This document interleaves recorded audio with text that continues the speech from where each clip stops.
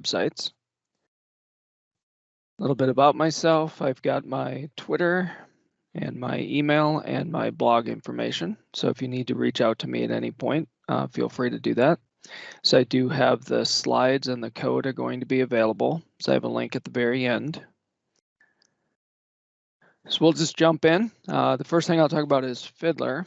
So Fiddler is a tracing tool that was built specifically for HTTP and HTTPS. And it was created by Eric Lawrence, and it was acquired by Telerik and now owned by Progress. And I have a link here where you can see it. So the purpose of Fiddler is it's going to let us see traffic between browsers and web servers. And the important thing about it for HTTPS is I've used this for a really long time, and I've done web development for a really long time. When we first used HTTPS for security on our website, we were using it primarily to protect user IDs and passwords and credit cards. So most of the site didn't use HTTPS. So we could use Fiddler, we could troubleshoot, we could look at all of our requests, but as soon as we got into the part that used HTTPS, we couldn't see anything anymore, which was a problem for trying to troubleshoot. So luckily they added the ability to decrypt HTTPS. So I'll just show you quickly how this looks. So again, you can come out to Telerik's site for Fiddler.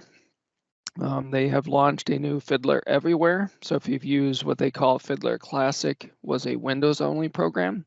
Fiddler Everywhere runs now on Windows, Linux, and Mac. So they've just released the first version of that.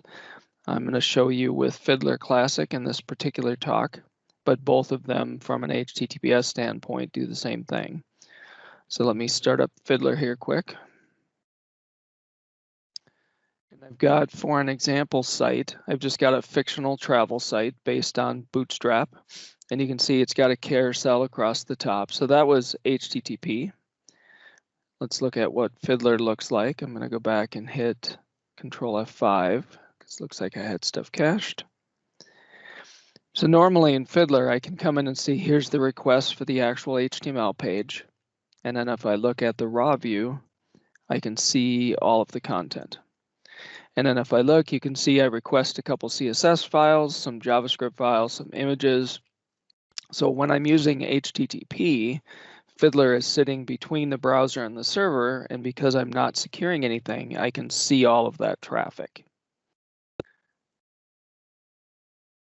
So what is HTTPS? So HTTPS is a secure communication protocol. So you can think of it as it's HTTP, but it's over an encrypted channel.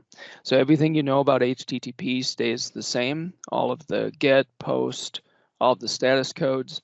The only difference is now instead of being where everything is sent in the clear like you saw in Fiddler, it's actually going to run over an encrypted channel. And I put the browsers indicate if HTTPS is in use or not in italics because browsers have really been changing in the last few years how they indicate whether it's in use or not, and it differs by which browser you're in. So they are slowly trying to change it to be less. Years ago was here's the padlock, that means using HTTPS. Some of them still do that. Some of the other ones are doing what I would call shaming. So if you're not using HTTPS, they put not secure very clear. And if you have that on a page that has input controls, it'll turn red. So they're gradually shifting to be more obvious to you if you're on a site that doesn't use HTTPS. So let's take a look at what HTTPS would look like. So I've got the same page here hosted with, well, we'll do Bing first.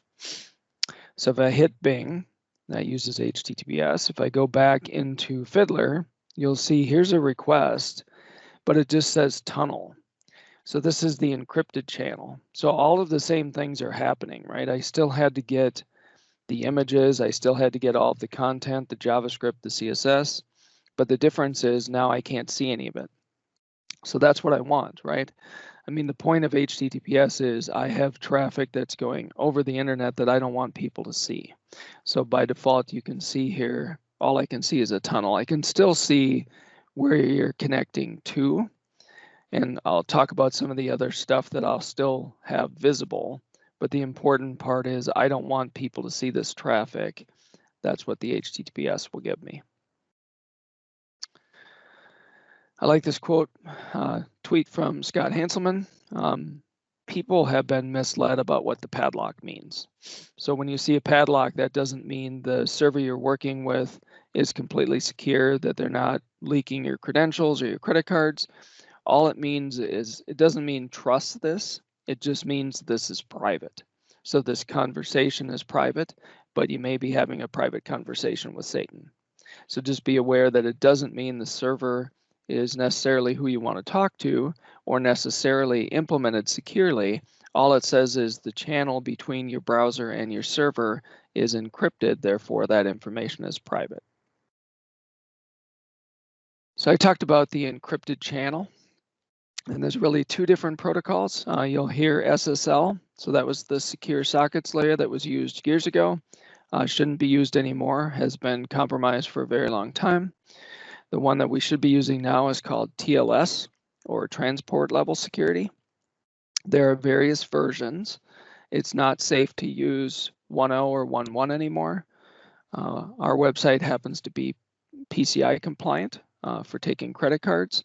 The PCI regulations drew a line and said you have to be using at least version 1.2. 1.3 is pretty recent. It's been rolling out. A lot of major providers use it. There's a couple advantages with it. The first is 0 round trips. So the theory is if you've visited a website before and you got an encrypted channel, you can come back and revisit again, and it won't have to do the same handshake. So I'll show you the handshake in a bit, but just be aware 1.3 has some performance advantages as well as some security improvements as well. So again, don't use SSL. Unfortunately, people still say SSL when they really mean TLS. You'll even see some of the websites that I demo have SSL in their name. I wish they switched it to TLS. I don't run them, so unfortunately I can't change their names, but be aware you don't want to be using SSL just because it's no longer considered secure. So let's take a look at TLS. So if you've been to Can I Use before? So Can I Use is a really handy website that talks about given HTML5, CSS features, security features. You can come and type in a given feature you're interested in, and it's going to tell you by version how well that's supported. So I can look TLS 1.1, here's all the browsers it works with. If I look at TLS 1.2, it still supports IE11. TLS 1.3 does not. So if I had a website that I needed to support clients on IE11 or some of these other devices, I may still have to support two different versions. So today, it's likely, especially in that case, you would run both TLS 1.2 and TLS 1.3. The browser and the server will negotiate. So if it comes with a newer browser, it would choose to use TLS 1.3. And if it came with IE11, it would fall back and use TLS 1.2. So you just have to figure out the right line to draw, but you should be using at least TLS 1.2 and nothing older. So why do you want HTTPS? So I always focused on confidentiality, and that's what most people focus on, and that just means I have data that I'm sending back and forth, login credentials, credit card information, other sensitive, personally identifiable information. Confidentiality is what I showed you. I don't want people to be able to view that content. I don't want people to see credit card numbers, for instance. So that's what I always used to focus on. That's what was important to me. That's what we focused on and why we used HTTPS. Recently, I noticed this for integrity as well. So if you've been on if you're on a flight, and this might pop up at the bottom of your browser, and it just says, hey, you're surfing the web, but you've got about an hour and 8 minutes left before you land, right? At first I think, well, that's kind of handy, right? I've got this little pop-up on my page. I'm not on the Southwest website, I'm on some other website, and suddenly this appears. Once you start thinking about that a little bit more, that should be kind of disturbing, right? That means that I'm on a different website, say I'm on Amazon, and I'm shopping, and suddenly content from Southwest is showing up essentially inside my Amazon site. In this case, this is, not malware, it's not ransomware. It's provided by Southwest, and what they're doing is they're intercepting your request to the website. That website, in this case, would have to not be using HTTPS. So if you used HTTP, that means Southwest is sitting between your browser and your server, and they're adding content into this web page. Now, again, we're lucky here. This isn't malware, but it easily could be. And so these days, there's a much bigger focus on you should use HTTPS for integrity. And I'll show you a good example of how you can review what would happen if you didn't towards the end. It does give me some authentication. So in other words, when I connect to a server, I can look at the HTTPS certificate. We'll talk about how that works. And I can at least identify that that definitely comes from the domain that I went to. It'll either say it matches or it doesn't match. So at least I know that I'm talking to the web server that I intended to talk to. HTTPS also supports optional client authentication, so you can actually get digital certificates for clients and then be able to prove that the person owns that certificate, and you could use it for client authentication as well.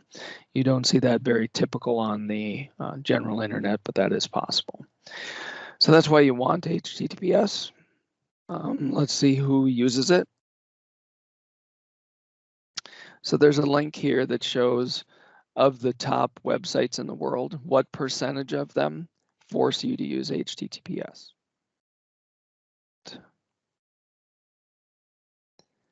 So this just means if I came to these sites using HTTP, they will redirect me to use HTTPS. So again, if I go back to the stats, about 89% of the top 10,000 websites use it, 86% of the top 100,000, 63% of the top million. These numbers have gone up dramatically over the last few years because browsers decided that they would start to say not secure.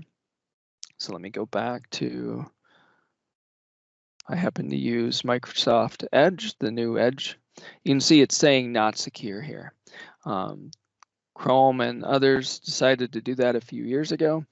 That was a big shift for us. Basically, all of our public-facing websites, we had all the other reasons we should use HTTPS.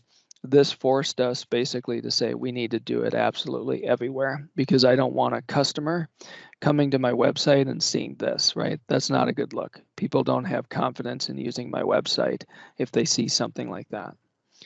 And let me scroll down here. If I happen to have a form control here, you can see that now I'm inputting data. Edge will make this red. It's even more obvious that I'm using a site where it's not going to be safe to submit this. So again, once that happened, these trends really ramped up. So if you look historically, these are really large numbers compared to what they were even 2 years or 5 years ago. What they don't show is when you start talking about every site on the internet, the percentage is like single digits. So major websites all use HTTPS. But there are tons and tons of little sites that don't use it at all. This is another look. So this is Firefox. So if you're using Firefox, they actually have telemetry built into Firefox to tell them how many of the visits, so how many pages are loaded in Firefox using HTTPS. So if you look at this, this ends up being in the 90% in the US. So most sites that most people go to in Firefox are using HTTPS. And that's just because most people are going to major sites and most of the major sites are using HTTPS. And you can see a link to the current down here as well. So that's some motivation, an idea to tell you how common it is, how important it is, how much it's grown. So how does HTTPS work? So HTTPS works by using, it's built on top of TCP, and there's also a handshake. So I won't spend a lot of time on this. I gave you a link here at the bottom where you can go read all of the details about this. But when I'm on a browser, there's a three-way handshake here to set up a TCP connection. So you can see on this particular diagram, the TCP connection took about 56 milliseconds. So it had to talk back and forth in order to agree that it wanted to create a connection. When you put TLS on top of that, there's some more stuff that happens. So now the client will say hello. The server is going to send back a certificate, which we'll talk about. The client will create a key, send it back. So again, it took about 56 milliseconds to get a TCP connection. It took about another 112 milliseconds to create your TLS connection. And then the data starts getting sent back and forth. So we'll talk about it has a slight impact on your connection, but we'll talk about things that have been done to help mitigate the performance. Most sites that end up using HTTPS generally don't see a big impact from a performance standpoint, but they get all of the security advantages. So let's talk about certificates. So if I have a server and I want to use HTTPS, I need to get what's called a certificate. There's really two different kinds. The first is domain validation. So if I want a certificate, there's a process, and I'm not going to show it here because everyone's using different web servers. But the idea is I create a certificate request. So there's a way to say I want a certificate for my domain. In this case, if I were doing it for twitter.com, it creates a certificate request, which I give to a certificate authority. They will validate that I own that domain. So I need to put a file onto my web server to prove that I'm the owner of this domain. When I submit it to the certificate authority, they will hit my server, validate that they see the file. That way they know that I own that domain. Then they will sign that. So if you were at my HTTPS talk a while back, basically they will use digital signatures, and the certificate authority will sign that certificate and say, I've proven they own this domain, here's their certificate, here's their public key to use for encryption. There are a number of certificate authorities out there, so there have been a lot for a long time. I'm just going to point out a newer one called Let's Encrypt. So Let's Encrypt is one of the first free certificates, and it's very popular. So years ago, basically, anytime you wanted to do HTTPS, you were for sure spending money on an annual cost to get a certificate. Now, Let's Encrypt gives you the option of basically creating free certificates. So the barrier for getting into using HTTPS goes down because of vendors like Let's Encrypt. By the way, there was an extended validation. It still exists. I could pay extra money, and it would I'd have to go through more process to prove that I am who I say I am. And if you saw in browsers before, it would show this extra green padlock along with my company name. Turns out that most internet users had no idea what this meant. So the major browser vendors said, we're not going to show that anymore. So you can still pay more money than you need to and get an extended validation certificate, but it's not going to add any value from a customer experience. They're not going to see this anymore because browsers decided not to show it. Some of the paid vendors also argue that their encryption is better because you're paying for it. The certificate is needed for HTTPS. The certificate doesn't control the actual ciphers you're using, and we'll see this a little bit at the end. I use HTTPS. I'm going to choose to use TLS and a certain version, and then within that, I'm going to choose to use certain cipher suites. So don't believe when people say, let's encrypt, oh, it's free, it's not as strong as security. The certificate does not drive how strong the security is. So you can use free Let's Encrypt certificates. As long as you're using the right ciphers, it'll be just as secure as one that you would pay for. Be aware you can also do self-signed. So I'll show you an example here on my own machine. So I'm an ASP.NET developer. I'm running sites here on my machine using IIS. So I will hit my own machine. You can see here's my laptop. I've got that it's secure. And if I look at the certificate, you can see that it was issued to me by me. This is what's called a self-signed certificate. I didn't want to have to go to Let's Encrypt. I certainly didn't want to pay for a certificate just to use HTTPS on my own machine.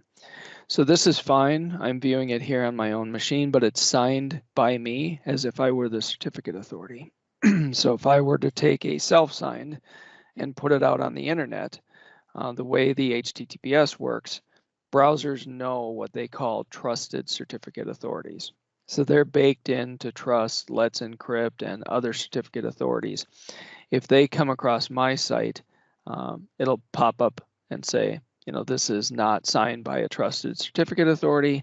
Do you want to trust this site? That way people can't spoof other domain names. So self-signed is useful, but it's only useful basically for your own uses on your own machine.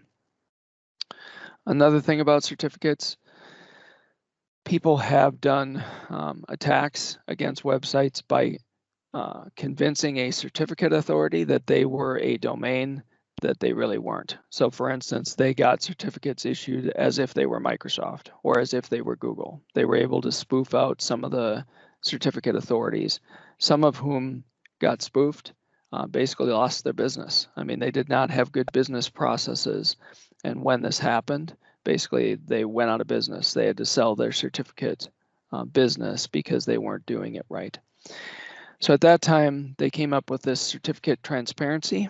And what this does is every certificate that gets issued now by a major certificate authority will get put on a log using certificate transparency. So I can actually go set up and say, I want to monitor my domain, and I can get alerted if someone goes and creates a certificate using that name. That way I could see if somebody's trying to set up a phishing site for my web server, I can come out here and see all of the certificates that have been issued.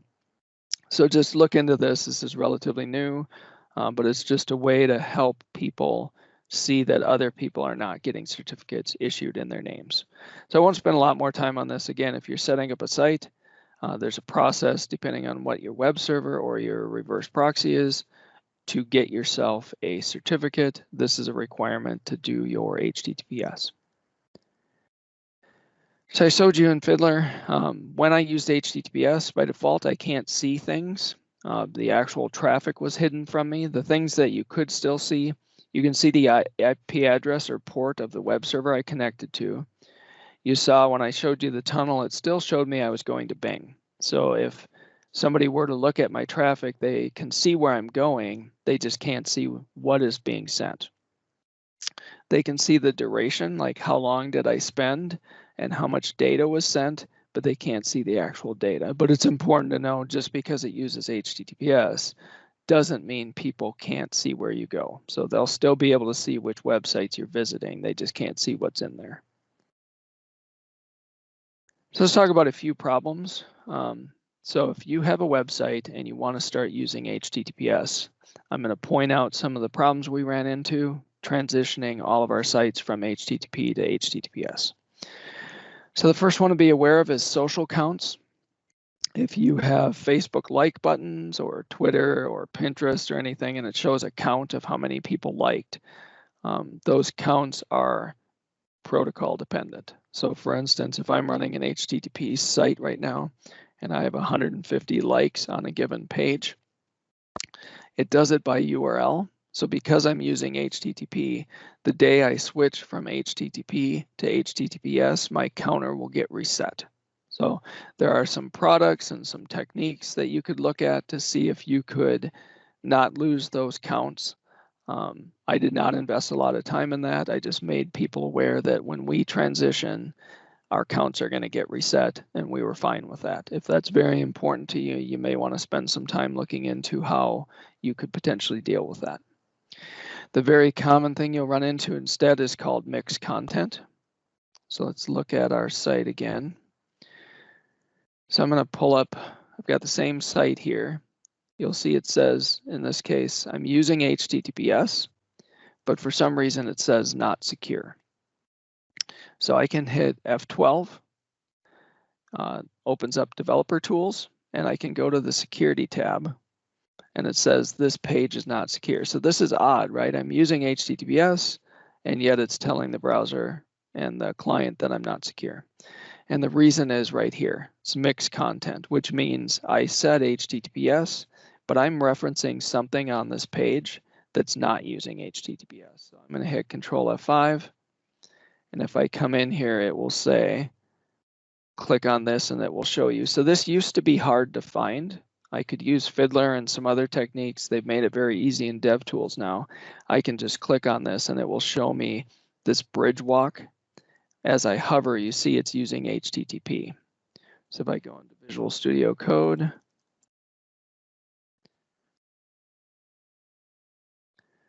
and you can see right here, I'm referencing this wrong.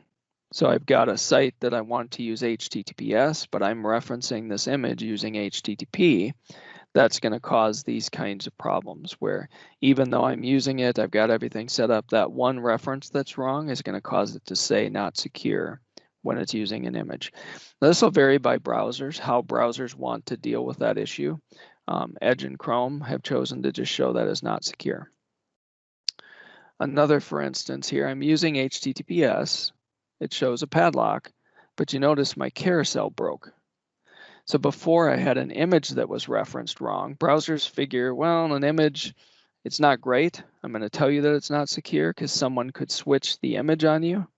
But if someone could tamper with your JavaScript, they could actually make really bad things happen on your client. So they decided in the case of active content, they call it JavaScript, they're actually going to stop it from working altogether.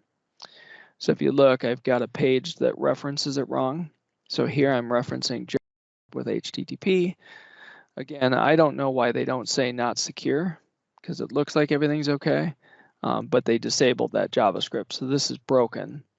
So I guess from their perspective, it's still secure because you're not actually running the JavaScript, but it's not clear to me if I looked at this that something's broken. So those are the two major things you're going to run into as you switch your sites to use all HTTPS. So we'll talk about a couple fixes. The first is you can use protocol-less URLs. So if I go back to my reference here, so we've done this for many years. Back when we ran our website, we had shared controls, and this was before the whole site used HTTPS. So I had some pages that used my header control that referenced images that wanted HTTP, and other pages where the control sat on a page that used HTTPS. So I needed a way to reference it. So I used to have to write code to switch back and forth. It turns out years ago they came up with this protocol list. So if I reference my things like this, that just says use whatever the page uses. So if the page uses HTTP, that's what this link will use. If it uses HTTPS, it'll use HTTPS. So normally, if I'm referencing something within my own site, I want to do it this way, right? I want to do a relative reference because it's within my own site. In this case, I need to reference it from a fully qualified name. That's where I have to put on the protocol. So this is just a quick fix to reference your stuff.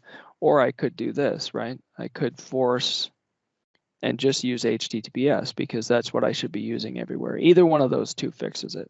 So that's handy. There's another new way to do it called content security policy. So newer browsers support this, and it gives me two choices. I can say, please upgrade all insecure requests or block all mixed content. So let's look at what that looks like. So if I open up my browser again, if I go to this upgrade, so what I did is I took the page that had the image referenced wrong. You'll notice though that it has a padlock now. If I right click here and do an inspect, you'll see I'm still referencing it wrong. I still have HTTP here, so why did that work, right? If I look, you can see it here in the upgrade, I can add this meta tag. So if browsers understand this meta tag, and most modern browsers do, I'm specifically saying if you see this page, anything on here that uses HTTP, automatically upgrade it to use HTTPS. So that's going to force the browser to say, okay, I see you're referencing it wrong, but I'm going to fix it for you, okay? I put it in the page here just because it's easy to give for you for a demo. On a real website, I'm going to go into IIS here. On a real website, I would come into, and I'll just show you with IIS here quick because it's in a weird place, this HTTP response headers. I could add it here as a response header. So when I put it into here, it's only going to affect this one page. When I put it into IIS, I can make it run for the entire site. So that's what I do in production. I set that once for my site, and I know that every page you go to, that would automatically fix all of the HTTP links. So that's one option. I'm personally not that nice. I don't do the upgrade, I do the block. And so what block does instead, if I go back, we'll go to the block version here, and you'll see my carousel doesn't work and my image is broken. So I prefer to do the block because I feel like people should test, right? Content security policy is used by most modern browsers, but there will still be some browsers that don't understand it. Well, I don't want those browsers to be referencing things wrong. So I set it to block on my websites because if you're testing your site, you're going to notice that this is here. And if you inspect it, you're going to say, oh, I've got HTTP, I need to fix that. And if you click here and it doesn't work, you're going to figure out that you're referencing your JavaScript wrong. So that's what I prefer to do. I prefer to do it like that so people fix their problem if they test. That way, it'll work across all browsers. Because again, if the browser doesn't support these things, it'll still use HTTP, which isn't what I want. So how do you move to all HTTPS? So if you have a website, so first of all, you have to configure your site to support HTTPS. So you can, in my case, I have IIS. There's a lot of good articles out there about how do I request a certificate for IIS. I've used Let's Encrypt for that. There's some other tools. I happen to use Certify the Web that will automatically go out and get a new upgrade of the certificate every 90 days. Let's Encrypt has short expirations. By the way, all browser vendors have forced the certificate authorities to change their certificates to only be good for a year. Certificate authorities used to make them really long, so today certificates should be a year, otherwise browsers won't accept them, or less. And Let's Encrypt just happens to do 90 days. So again, you need to set up your server to support HTTPS. So I don't have enough time to go through how to do that. You do the certificate request, you go attach it in your web server. So now my server will be able to do HTTPS. So when I first set it up, I want to make sure if you type HTTP, you're going to get redirected to HTTPS. So in my case, I'm going to start with a 302 redirect. So if I go back into, I'll just show you an IIS. Again, this is just one way to do it, but I just want to show you how it's going to work. There's a module called URL rewrite. And I set up a rule in here that's basically if you see any HTTP, I want to redirect you to use HTTPS. And right here is where I choose. So I'm going to set up a 302 temporary redirect. So let me go back and enable this rule now. So before, I'll show you again, you could still hit my site using HTTP, and that's a problem. So once I do this, I want to come in and enable this rule. So now that's turned on. Now if I go back and hit Control F5, you'll notice even though I was doing HTTP, I got redirected to HTTPS. If I had Fiddler open, so let me go do that again, and I'll open up Fiddler. Actually, I'll have to decrypt, so I'll come back to that. But so it forced it, it used what's called a 302 temporary redirect. So when I hit the HTTP page, the server sent back and said, you should use HTTPS. So it redirected me to the same URL I was using, but with HTTPS. The reason I want to do the 302, I want to make sure this all works, right? So I want to test this out in production. Well, obviously test it in my staging environment, make sure it all works. When I go to production, I want to do a 302 redirect for maybe a week, just to make sure the whole site functions. As soon as I know the whole site functions, instead, I'll turn on what's called the 301 redirect. And that's a so if I come back in here, we look at the rules, I can come to the bottom. So what that tells the browsers, it'll actually cache and remember that the URL I went to is supposed to use HTTPS. So when I do this and I hit apply, I go back and do the HTTP again, it'll switch it to HTTPS, but my browser will remember that I want to use HTTPS for this specific URL. So if I got a hyperlink or a bookmark to this exact URL using HTTP, my browser will know it's supposed to use HTTPS, and it'll talk to it that way and avoid the redirect. So that's great. Again, I just don't want to set that up day one, because if I'm wrong and I mess something up, browsers have that cached. If I have to back out to HTTP, people will be stuck trying to use HTTPS. So just while you transition, it's smart to do 302 first. Once you know it's working, switch it to a 301. And then once you know that that works, you should use what's called HTTP strict transport security. So what that does, if I go back in here, I'll look at the response headers. So you'll see this transport security. If I do this, what this says is, when you come to my site using HTTP, I 301 redirect you, and I add this header on. And this says, hey, browser, don't ever use HTTP for my entire website for the next 120 seconds. And why that's important today, if I were to close my browser, if I were doing the 301 redirect, if I came back to the home page, it would use HTTPS. That's great. If I went to any other URL, though, on my site, the browser wouldn't have that redirect sitting in my cache. If I do it this way, I'm basically telling the browser, please don't ever use HTTP with me again. I don't care what your link is. I don't care what page it is. If it came from an email link, doesn't matter. Don't use HTTP for the next 120 seconds. So I set this up and I ran this for about a week just to make sure that worked. Once that works, I change this value to a year. So now what happens is, the very first time you come to my website, if you don't type HTTPS, you're going to come across the wire. That first trip won't be encrypted, right? So unfortunately, that first visit to my site, I could still, if I were an attacker, I could still mess with that first request. But as soon as you get the response, you're going to get this strict transport security. It'll say for the next year, please don't ever come with HTTP. So that's great. But it is kind of disturbing that that very first request could still be intercepted. So there's also this concept called preload. So I'll show you what that site looks like. If you've done everything I've said so far and you're happy and everything's working, you can come out, and there's a bunch of rules here. You can read about it.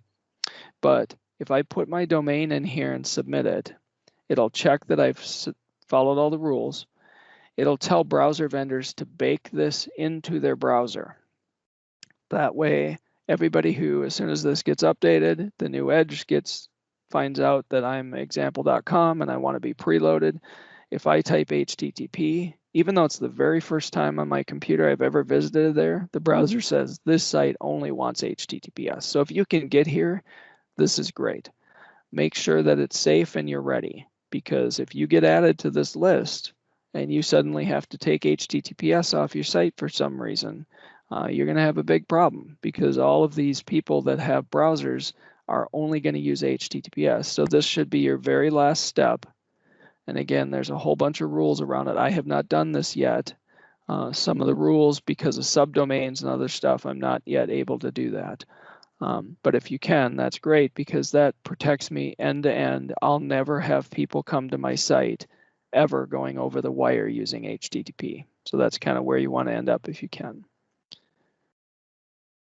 The other reason you want to use HTTPS, browser vendors are basically forcing your hand as a developer. So if you want to use any of these features, you need to use HTTPS on your site. So HTTP 2 came out in 2015. Show you some of the performance advantages you can get with it, but you can't use HTTP 2 if your site doesn't use HTTPS. You can't use geolocation. So we had websites that had maps on them and they would say, can I get your location? That broke one day years ago. Browsers started saying you have to have HTTPS. Back then we still hadn't switched on some of our static sites, and so that broke. And basically major browsers say all the new features they add are going to require HTTPS. So that's their carrot to get you to adopt HTTPS. So these have been the traditional concerns. So people would say, well, what about performance? So I gave you a couple links here where you can go read. Is it fast enough yet? So this goes into a lot of very detailed studies about CPU impact, latency impact, handshake impacts, all that various stuff and all the improvements they've made. So from a performance standpoint, it's very negligible and you need it for security. So, but if you're not convinced, you can go look at that. Like I said in the past, small websites would say, I can't afford to do this. I can't afford to pay for a certificate every year. Let's Encrypt is free now. So that's not really a good argument. And then in the past, people would say, I can't troubleshoot my site if it uses HTTPS. Both Fiddler and Wireshark, if you use Wireshark, both of them can be configured to intercept HTTPS. So I'm going to talk about how. So first of all, that should disturb you a little, right? This whole talk was about how do I protect so you can't see traffic. So I'll explain how Fiddler does this. So if I come into options and go to HTTPS, I can say I want HTTPS traffic. So I've done it before on this machine. Had I not done it, right now it would have come up and said, Fiddler wants to act like a certificate authority. So it would pop up and say, will you trust certificates from, and it literally is named do not trust Fiddler. It's just trying to ask you, Fiddler's going to intercept all of your traffic. So when I go to, so I'm going to say okay here, and I'm going to show you my current, because I've done this before. I'm going to show you my certificate manager. And if I go in and look at some of the certificates, you can see there's a certificate for Bing.com, but it was issued by Do Not Trust Fiddler. So Fiddler sits, it's a proxy between my browser and my server. When I went to Bing, Fiddler, when I had this set up to decrypt and I told myself to trust this certificate, Fiddler then created a certificate that looked like Bing and sent it to my browser. And because I trusted this as a certificate authority, my browser said, that's fine, this must be Bing. The traffic comes to Fiddler. Now Fiddler can decrypt it. Then when Fiddler goes back out to the real Bing, it gets the real server certificate and re-encrypts it. So it's still encrypted the whole way, but I've specifically on my machine allowed Fiddler to intercept and decrypt that traffic. So again, it hasn't cracked HTTPS, it hasn't broken anything. HTTPS is still secure. It basically said, I will be a certificate authority that sits in between, and because I chose to trust it, that worked out fine. And Wireshark, there's another way to set up your browsers to say, every time a browser creates a key to use for encryption, save it off to a folder, so you can look into some of the details about how to do that. So I've got a link right here on how to do that if you use Wireshark. We talked about the browser connection information. So you can, if I go back into the browser here, the browsers have gotten much better about giving you info on HTTPS. So if I click in Edge here, I can go look at the certificate and it will show me details, shows me a whole bunch of stuff where it was issued. Again, mine is a self-signed certificate. If you go out to, let's go out to Bing, I can do the same thing. I can see that their certificate was issued by Microsoft. So Microsoft has a trusted certificate authority, and that's who signed this. And I can see the date range it's valid and everything else. So that's kind of handy. I want to show you some good tools if you're going to use HTTPS. Again, I don't like these names because they're still reinforcing SSL, but is what it is. So let's go out to bad SSL. So what this site lets you do is it lets you see how do browsers behave when there are problems with HTTPS. So for instance, if I ran a website server and I wanted to use HTTPS, but I forgot to renew my certificate and it expires, what will it look like to a customer? So you can see in Edge, it's going to say not secure. So basically they've set up a lot of bad things. So you can see here, it says the certificate is invalid because it expired back in 2015. So this site's kind of handy because it's a bunch of stuff. You know, here's again a self-signed certificate. That's what would happen if you put it on the internet because it's signed by an issuer that browsers don't trust. So it's just kind of handy to try out your clients and see what would happen if you're using, things like here. This uses TLS 1.0, which is no longer considered secure. So you can just see how browsers are going to behave, which is kind of cool. Another one is SSL Labs. So if you want to and you set up HTTPS, I can come out here and type my domain name. So I'll use example.com. If I submit it, this site will go out and evaluate my server and tell me how good a job I've done. So let's look at, I'm just going to pick one of these random ones here. So this is actually going to run the test. I was hoping I could see the results. But it will give me, it'll hit my domain and it will evaluate, do I have a good certificate? Am I using good ciphers? I talked about the different ciphers that you can use. It'll walk through all of them that I've configured and tell me, hey, you're using an obsolete one. So you can come and look at some of the really bad and over here and some of the really good. But it will evaluate me and tell me, here's how my server is set up. Here are some things I should change to make my server more secure using HTTPS. So that's kind of handy.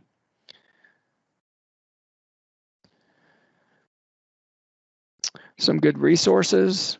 There's a free book. So the chart I showed you for how a TLS connection is set up, high performance browser networking has a whole chapter on TLS and how you can tweak its performance, how it works, how that handshake works, how the certificate gets passed. So if you're interested in that kind of stuff, that's a free book. Does my site need HTTPS? In case you're not convinced. The answer is yes. So like I said, years ago, my joke at conferences was grandma's quilting site didn't need to use HTTPS, right? She didn't have anything on it that was considered secure because I was focused on confidentiality. What I didn't realize back then and has become more apparent, I also need to worry that people aren't switching the pictures of grandma's quilts to something else, and use your imagination, right? Every site needs to use HTTPS today. And if you come out here, it gives you arguments for why people say, well, I don't need it because of this, or I can't afford a certificate, or whatever excuse they have for not using it. Come and check out here and see why that's not the case. This one's hilarious. If you know Troy Hunt runs Have I Been Pwned? So he does a lot of data breaches and stuff. So he was talking about HTTPS and why you need it even for a static website. And somebody posted and said, I have a static website and I don't need to use HTTPS. I don't care. What's the big deal? And so he asked for permission and he said, do you mind me demonstrating with your site why you need to use HTTPS? And the person said yes. And if you go out to this link, it's pretty hilarious what he does. He's not hacking his site. He's just showing you, and you can read through the article, and he's got different examples and videos of what he did. He wasn't hacking his server, but because the traffic to that server didn't use HTTPS, he was able to get in between it and mess around with the person's content. And then he showed him videos of, this is what people can do, and it looks like it's your site because you're not using HTTPS. So it's kind of a long video, but a very good example, especially if you have a static site and you're not convinced, go watch that.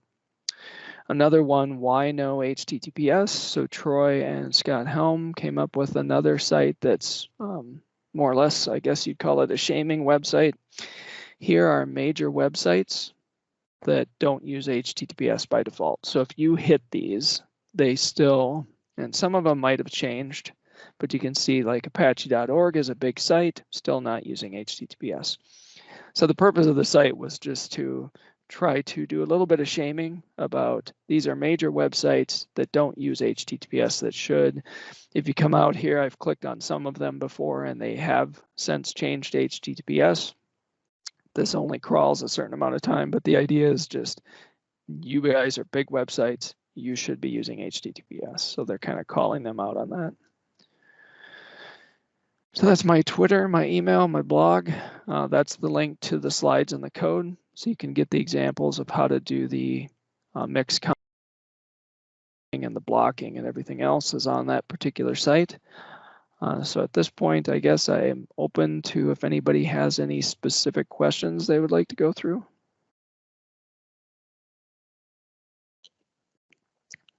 Just verbally talk if you want, or I'll check out the chat here and see if we have any.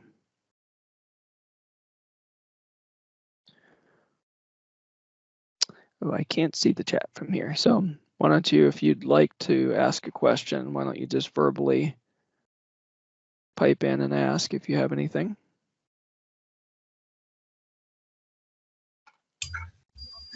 Hello, Robert. Yes. This is Kelvin. Thank you very much for the detailed session that you've taken us through. You're welcome. I really am really grateful for the new way of fixing mixed content. I normally would fix it by forcing it on my code. That is the way you are forcing from HTTP to HTTPS. I think I've learned a new way of doing it. Whether you the one you were saying you just either use the something policy, content security policy, yep. or using the 2/ on any link that you are referring to.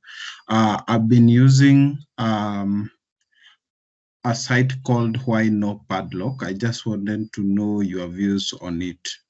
I have not seen that before. So why not padlock? Yeah. Okay, so that sounds very familiar, or very much like, is it similar to this? No. When you just type it, why no padlock, what it does, you key in the site, yep. And then it will tell you whether the site has SSL, or okay.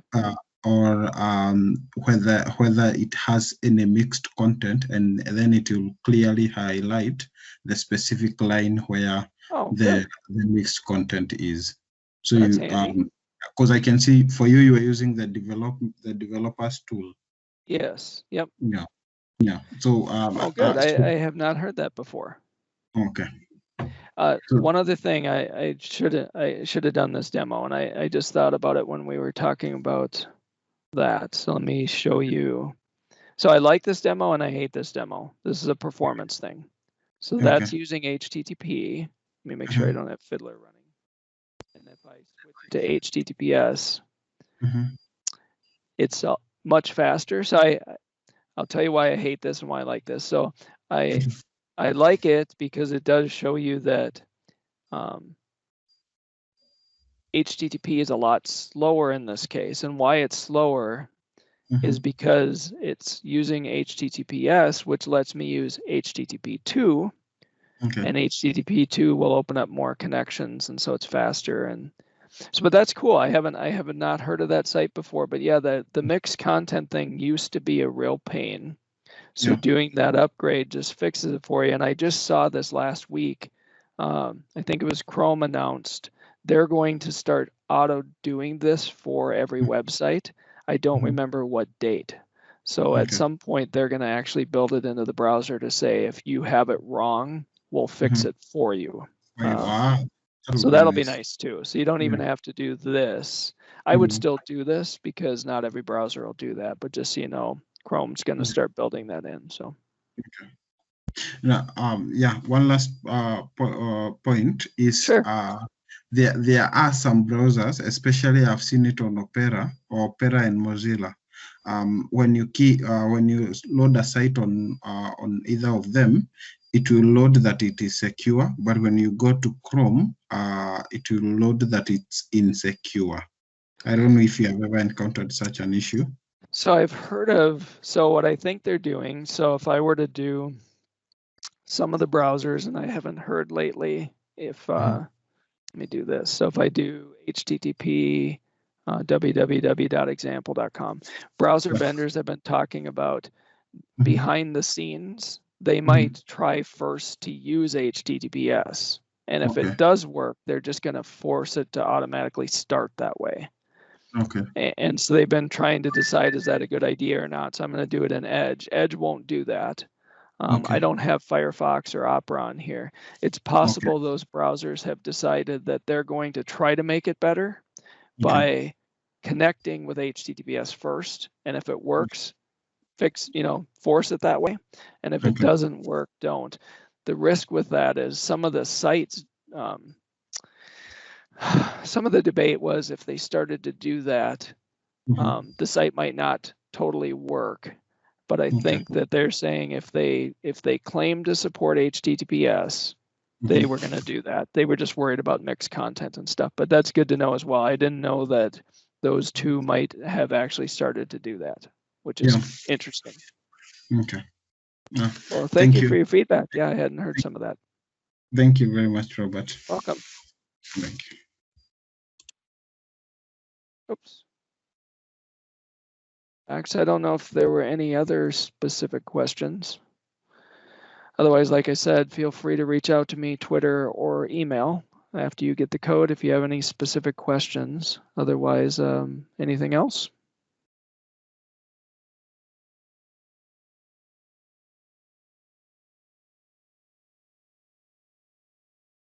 Okay. Well, if not, that's all that I had. I appreciate all of you showing up today. And like I said, reach out to me if you have any specific questions. You can follow me on Twitter or send me some emails. So thank you. Thank you so much, Robert. I guess today we don't have as many questions, but thank you so much. It's always a pleasure to host you. Well, thank you. It's a pleasure to be here. Okay, thank you so much. Yep, see you.